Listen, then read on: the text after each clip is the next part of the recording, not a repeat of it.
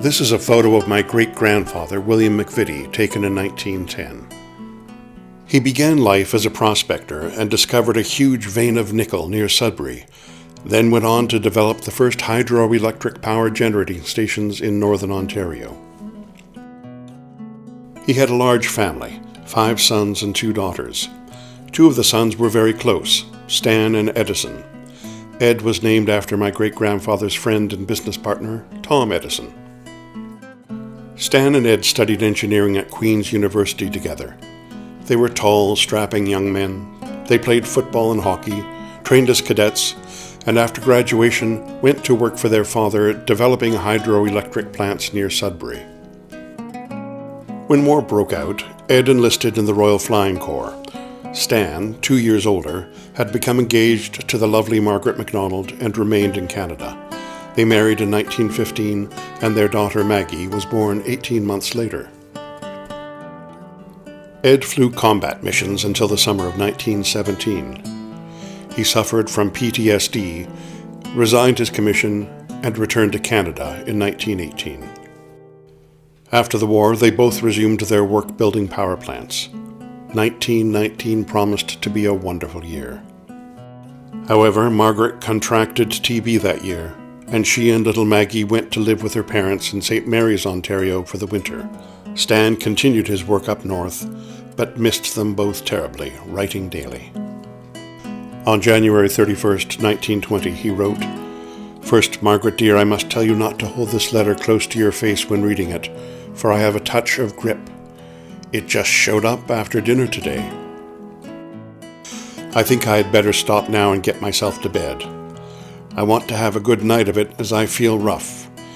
So good night, dear girl, and don't forget that I love you more than I can express here." On February 2nd, he added, "My grip has not improved as it should, so Dad was on the phone today and wants me to go up to Sudbury. Don't worry. Love from Stan." 9 days later, he died of the Spanish flu. It happened so quickly that Margaret was unable to be with him at the end. Margaret never regained her health and died 3 years later.